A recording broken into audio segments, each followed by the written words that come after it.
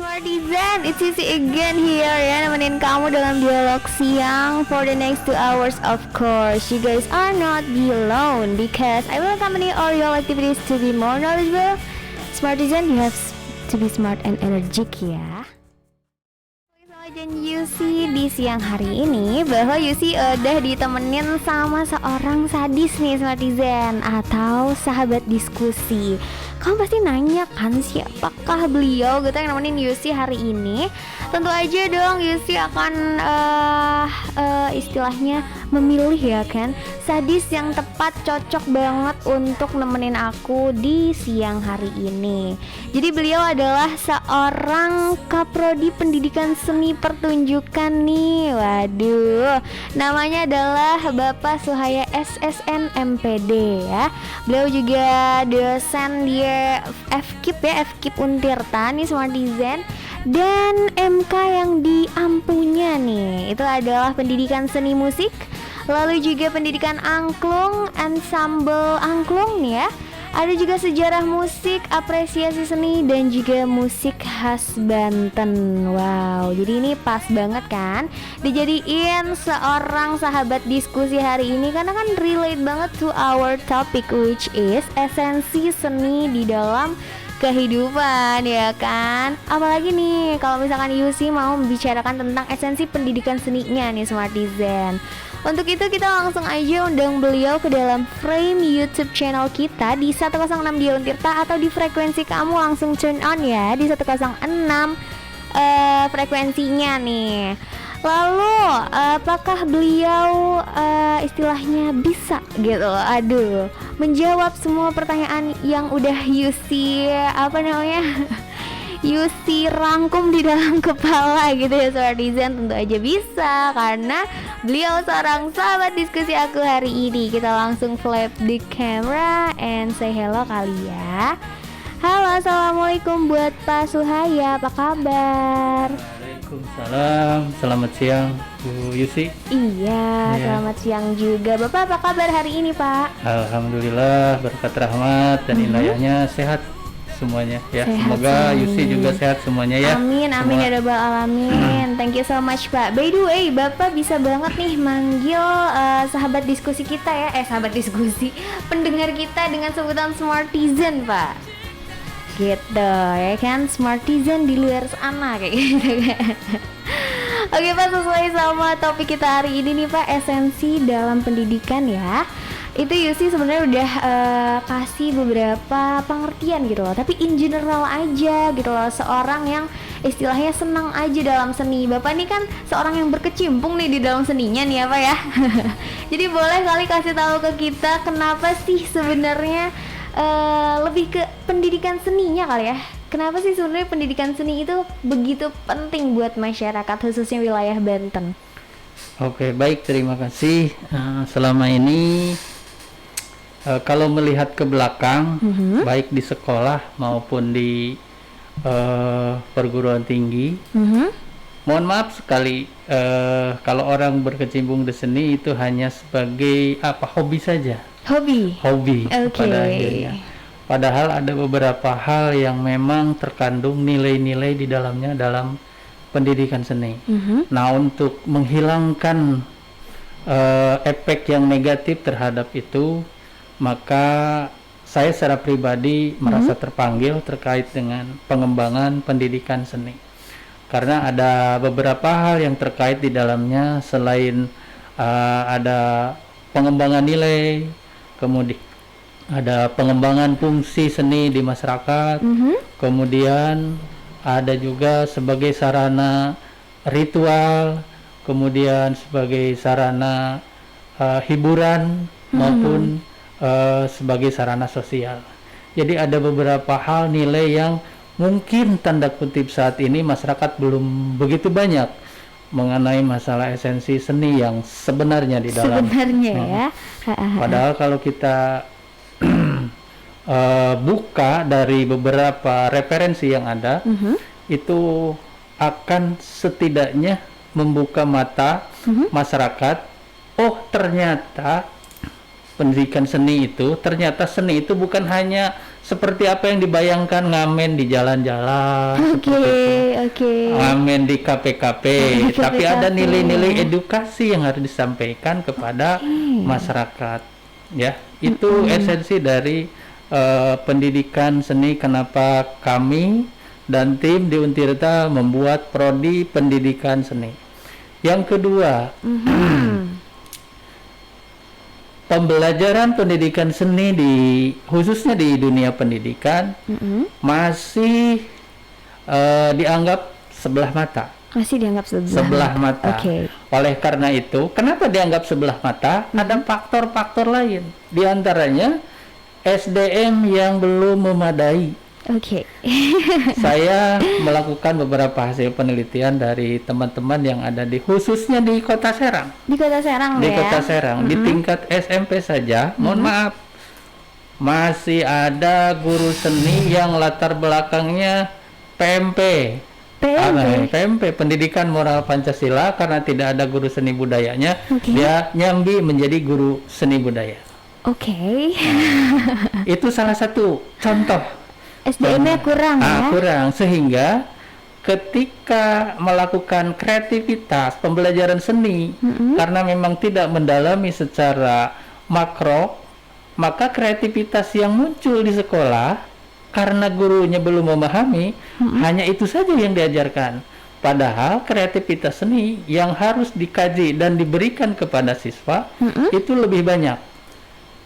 Yang lebih terlihat lagi ketika mengikuti FLS 2N, selalu diserahkan kepada sanggar karena mereka tidak mampu untuk mengajari kreativitas seni yang ada di sekolah.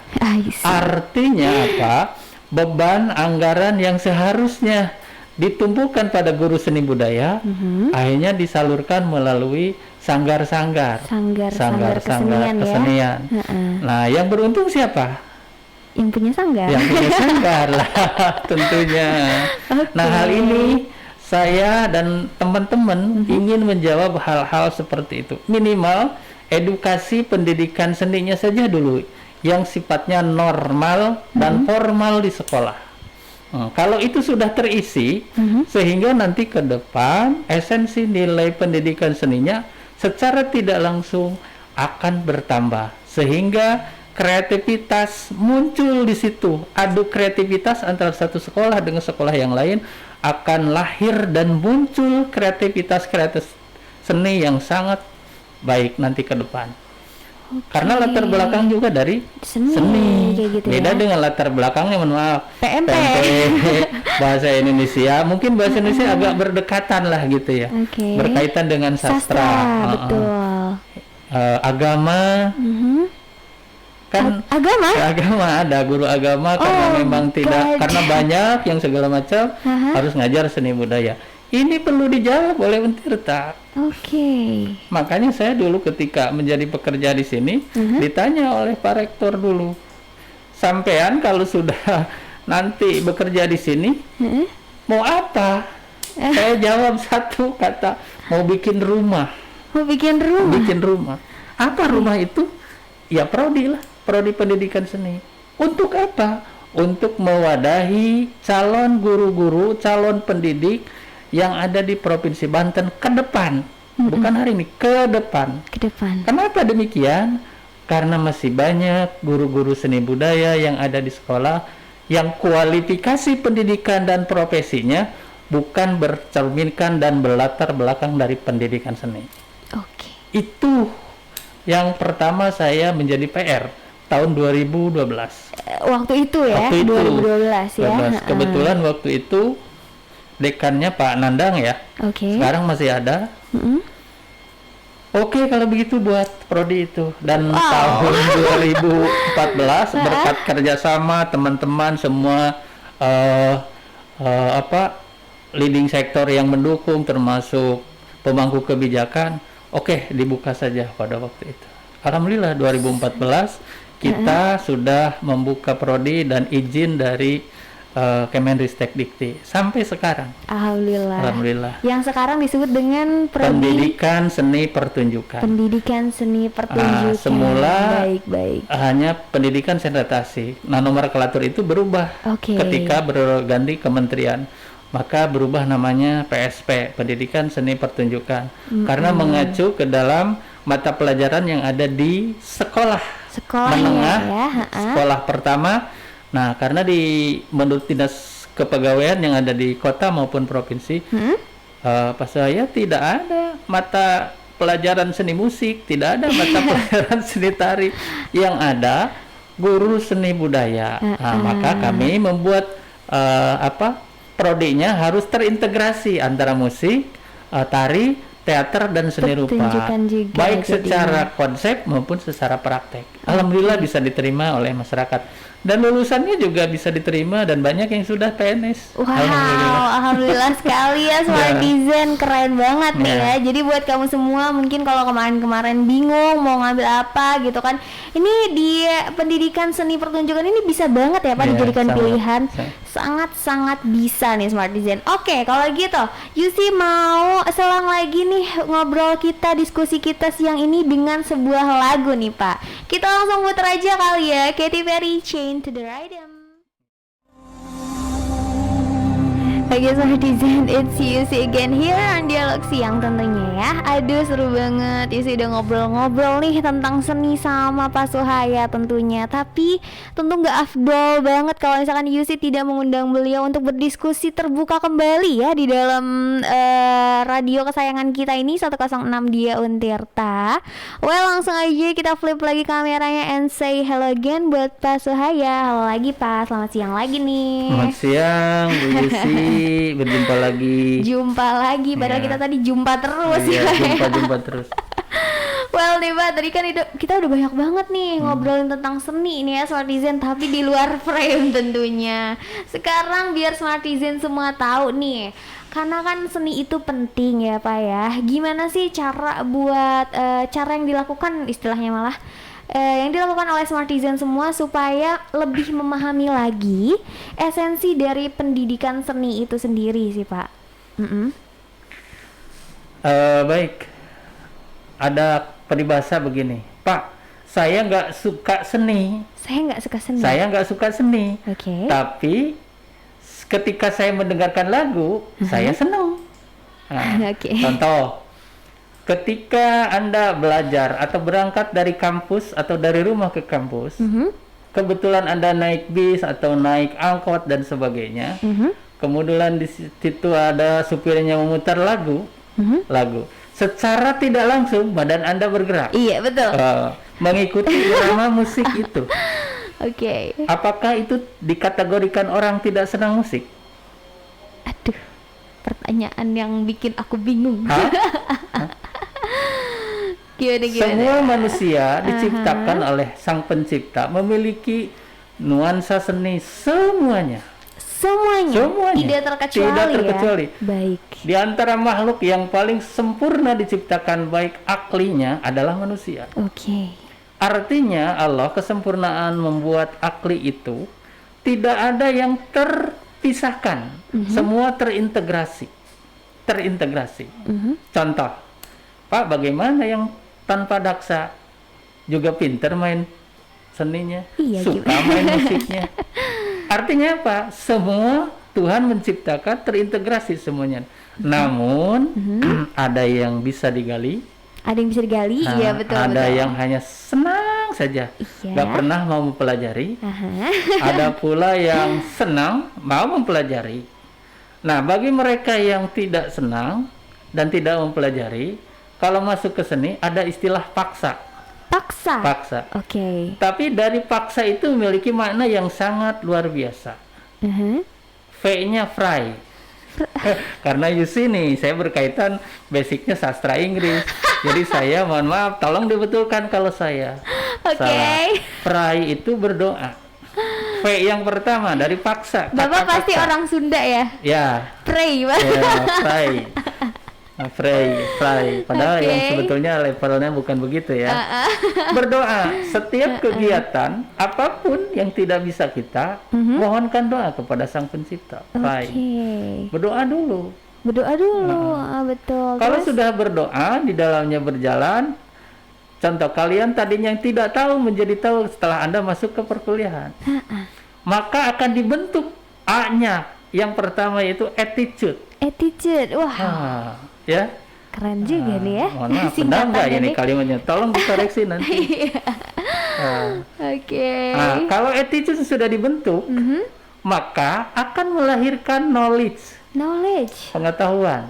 Jadi mahasiswa yang tadinya nggak paham, nggak tahu, sudah dibentuk, diberikan wawasan oleh dosen dan sebagainya, diberikan masukan. Kalau di musik diberikan keterampilan latihan alat musik. Maka telinga, pendengaran, ataupun semua mata, semua pikiran tertuju pada alat musik itu. Yang tadinya nggak bisa menjadi bisa. Maka di situ transfer knowledge-nya masuk pada anak. S-nya nih, berarti self. Kalau bahasa agama, kimaltu mar'i min hisabihi. Harga diri seseorang akan dihargai oleh orang lain jikalau diri sendiri menghargai orang lain. Masya Allah sekali.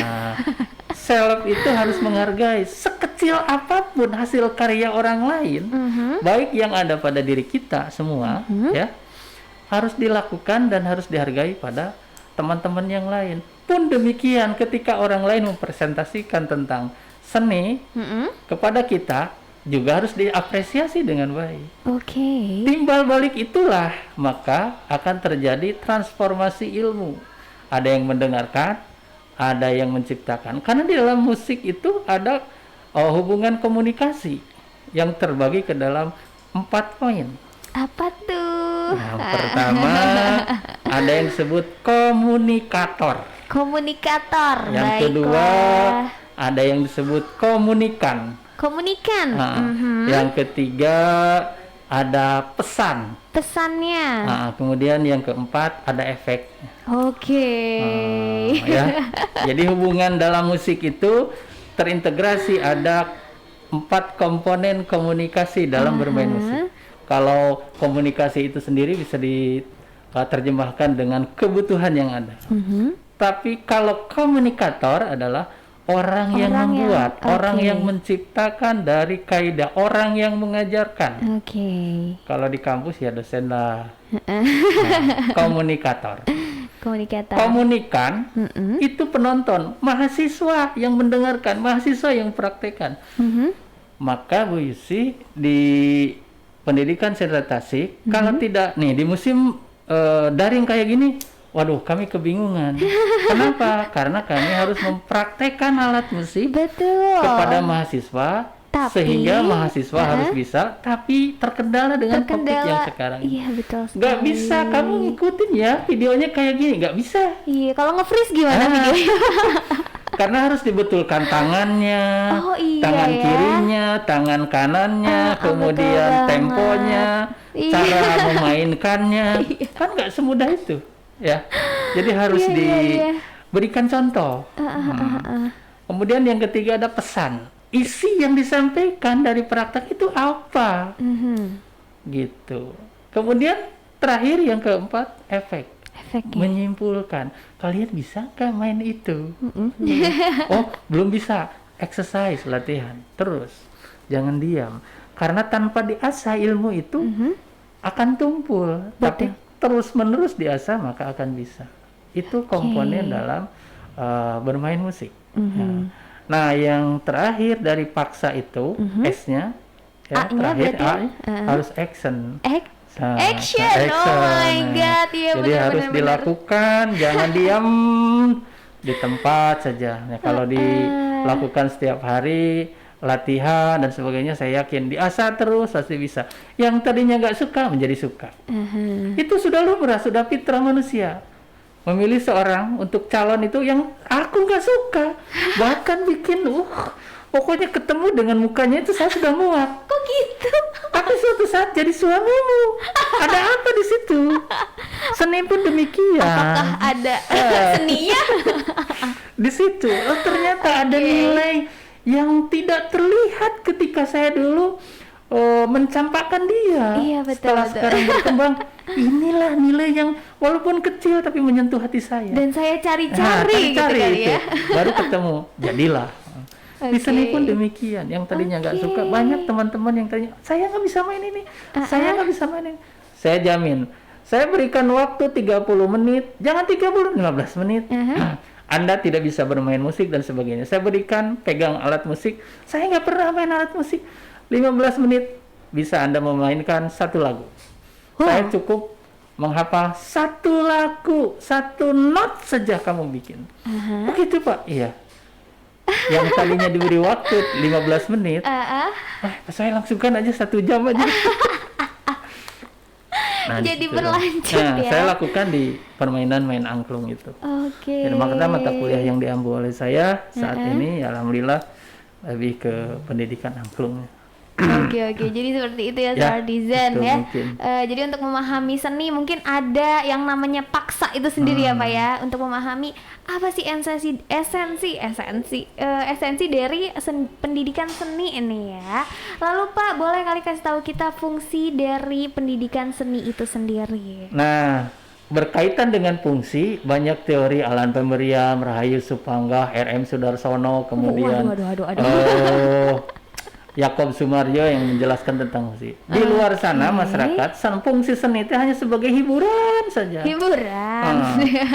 Ada beberapa fungsi seni, contoh angklung buhun. Tahu angklung buhun? Angklungnya tahu Pak. Buhunnya nggak tahu. Daerah Baduy. Oke. Mereka fungsi angklungnya bukan hanya sebagai pertunjukan, tapi difungsikan sebagai upacara ritual. Oke. Kenapa upacara ritual? Karena kegiatan mereka setiap hari menanam padi di Huma, ya setiap panen ada upacara. Karena mereka mempercayai bahwa padi itu berasal dari Sri, menurut mereka dari Dewi Sri. Nah kita kalau dihubungkan dengan pemahaman religi Islami yang sini mungkin nggak nyambung, tapi mereka punya hak untuk memeluk agama mereka gitu. Dan itu angklungnya dijadikan sebagai media upacara ritual, sebagai penghantar doa kepada Sang Pencipta atau Dewi Sri.